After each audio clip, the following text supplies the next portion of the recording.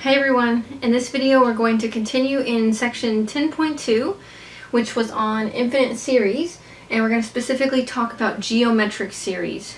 So when you hear the word geometric when it's in reference to a sequence or a series, it has to do with how the terms are found. And a geometric series is found by multiplying the previous term by a factor.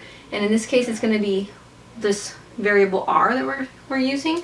Where r represents a fixed value though, and it's called a ratio. So r, let me just put this here, r is what we call the ratio, okay? And so in my series, if it's called a geometric series, the next term is the previous term times r. And then the term after that is the previous term times another r. Notice it goes from one r to two r's, r squared. And then so on and so on. So that's what makes it a geometric series.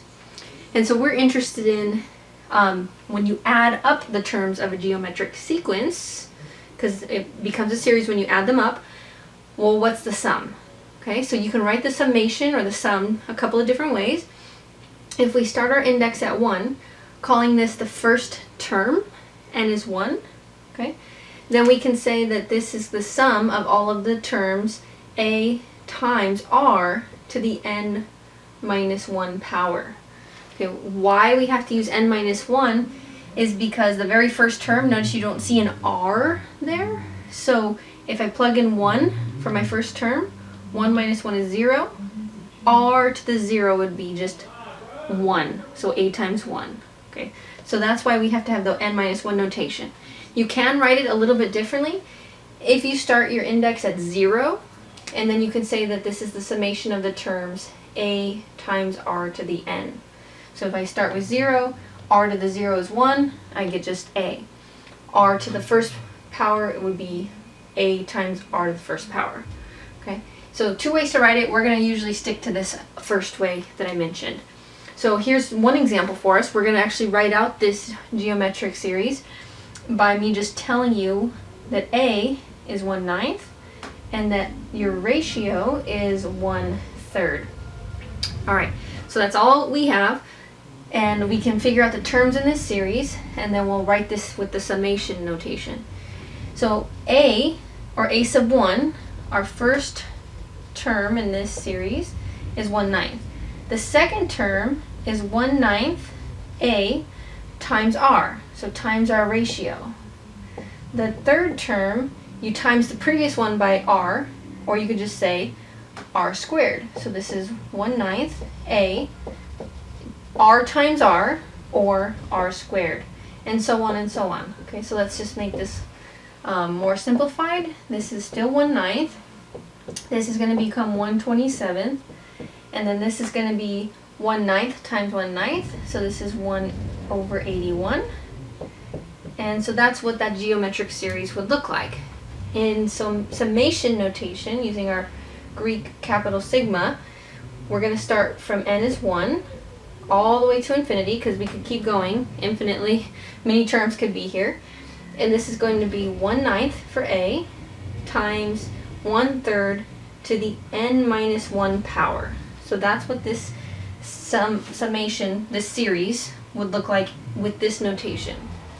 Alright, just in the previous video where we were talking about infinite series, we were talking about partial sums of the series. So we are still interested in what does this equal? Well, if I have this series of terms and I'm adding them, what does it equal? I want to know what this value is. And so we have a nice formula for that. So let me write that down for you, and then we'll talk about it. Alright, so here's what I was mentioning. What do we get when we add up all these terms of a geometric sequence? Well, this is actually the statement we're going to look at, but this is an important part of the statement. If r is less than 1, the absolute value of r is less than 1, and I'll talk about that more in a second, then the series actually converges to this value here. What this is saying is that the summation, if you add up all of the terms of your series, okay, your geometric series, of a times r to the n minus 1 power, when r goes from 1 to infinity, then that equals this quantity, a divided by 1 minus r. Okay, so we know the sum. If we add up every single term. So it's not just a partial sum like before from the previous video, it's the full sum. I don't stop at some n value, I actually go to infinity. I add up everything. I don't stop with my series. So what I mentioned here was this actually only holds true if r is a fractional amount less than 1. That's what this is saying. So it has to be, like our example was 1/3. So 1/3 or 1/4 or 2/5 or something where r is less than 1, but it can also be less than or between -1 and +1. So it could be greater than -1 or less than 1. Anything in there, if that's your r value for your geometric series, then this formula holds. Okay, so it converges. Okay, it goes to that value, it equals that value. So just a quick note, if it doesn't converge, then it diverges. So if we know that, actually we can say it like this: if r, the absolute value of r, is greater than or equal to 1, then the series diverges. So we can actually tell really quickly by looking at a series based on its ratio value. If that number is larger than 1 or smaller than -1, then the series is actually going to diverge. So let's take a look at these two examples, one of which we already started with. So our a value was the first term. In this case, it's this factor in front, 1/9. Our r value is the value that has the power of n on it, or n to -1 in this case. So that's r. We already talked about that before, but let's identify it so we can plug it into our formula for our sum. Okay, so this is 1/3. So according to our formula here, as long as r is not bigger than 1, in this case it's 1/3, so this is true, then our series will converge to a divided by 1 minus r. So this equals a, so our a was 1/9, over 1 minus 1/3. Okay, and then we'll just make this look a little better, simplify this. On bottom, that becomes 3/3 minus 1/3, so that's 2/3.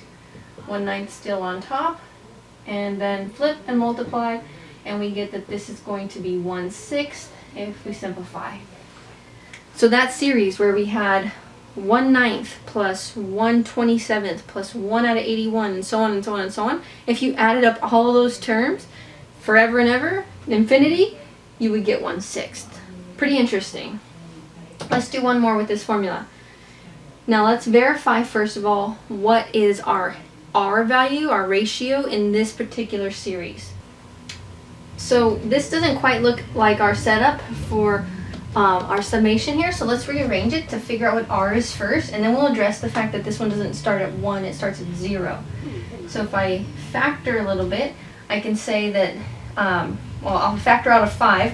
I can say that there's a 5 in the front here, and then a -1 to the nth power over a 4 to the nth power. Okay, this is infinity, n equals 0 is the starting point. And so just one more step to make it really clear.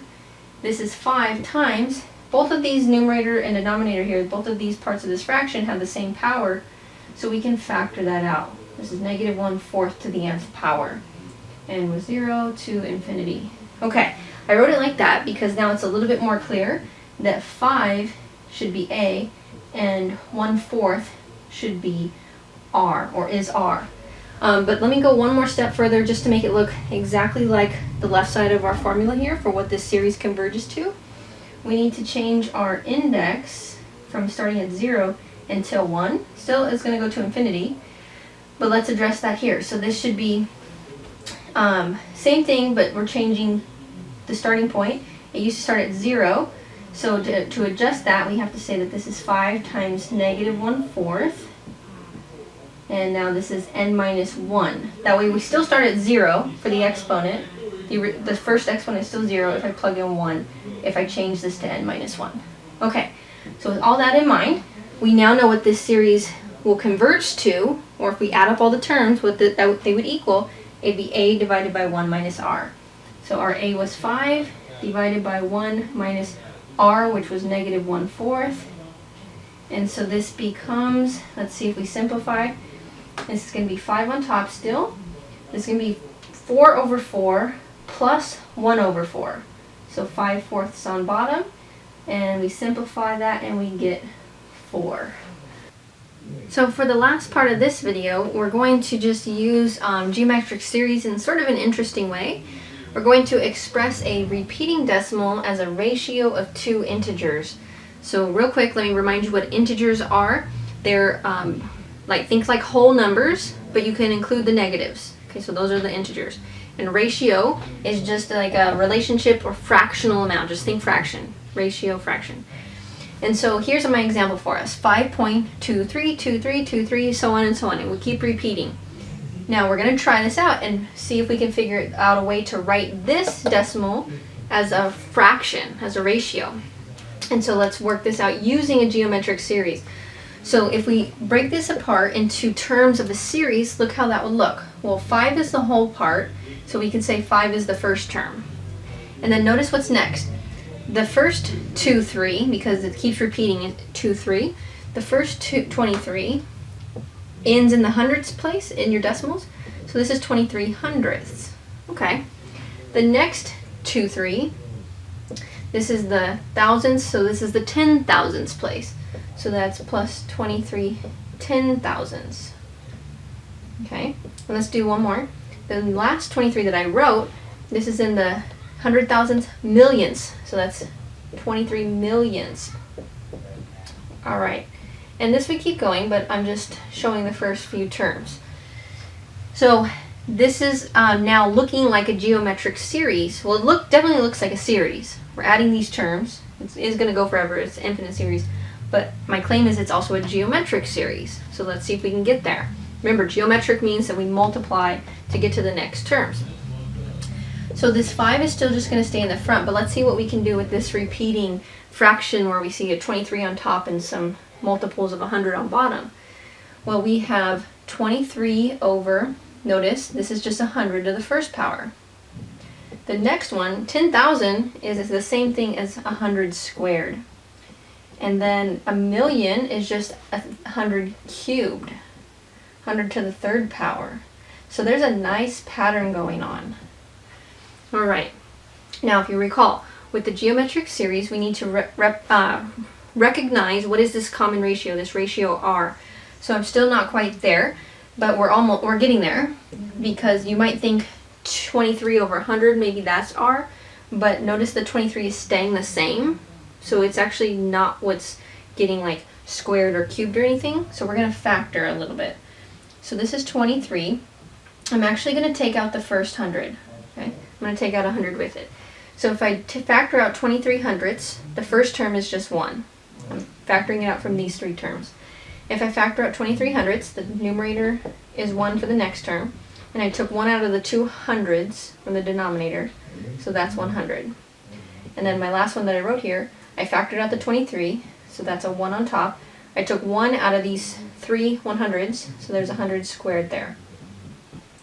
Alright, and now this looks even more so like our geometric series, but where we can recognize what R is. So here's what's happening with R. The 23 was the kind of the issue here. It was not changing, so I had to factor that out. And then also, if I factored out 100, well then think about what's happening here. This one's a little bit more clear if I start in the middle. This is 1 over 100 to the first power. Okay, and then the next one here, this next term, this is 1 over 100 quantity squared, because if you square 1, it's still 1 on top. So if I go back to this term, this is 1 over 100 to the 0 power. And so this is our R value, because this is multiplying times this 23 hundredths. It would be R to the 0, R to the 1, R to the 2. And so what we end up with is that this is the same thing as 5 plus 23 times 100, and then 1 over 100 to some power. So I do technically need a summation on here, but I'm just kind of saying it for right now, to some power. Okay, so I would need to throw my summation. Actually, I'll put it in here. The 5 is still just by itself, so I'll say plus this summation as n goes from, notice what we started. The first one was 23 hundredths times 1 100th to the 0.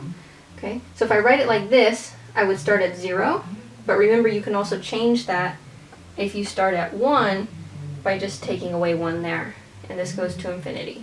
So here's our geometric series, and we know what this equals. We have a formula for this.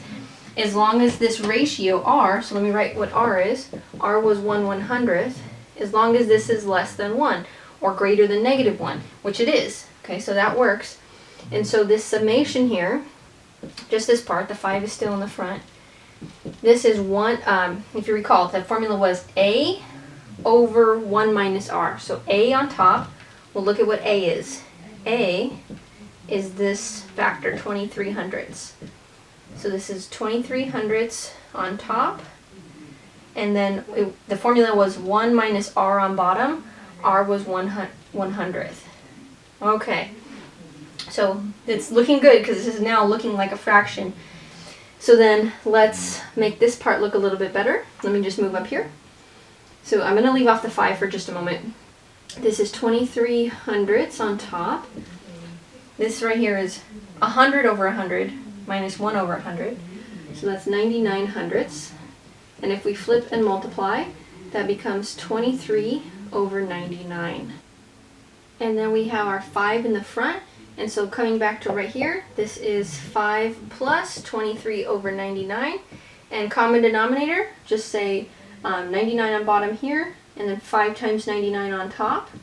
And then when you simplify, you would end up with 518 as your numerator and 99 as the denominator. Alright, so that's it for this one.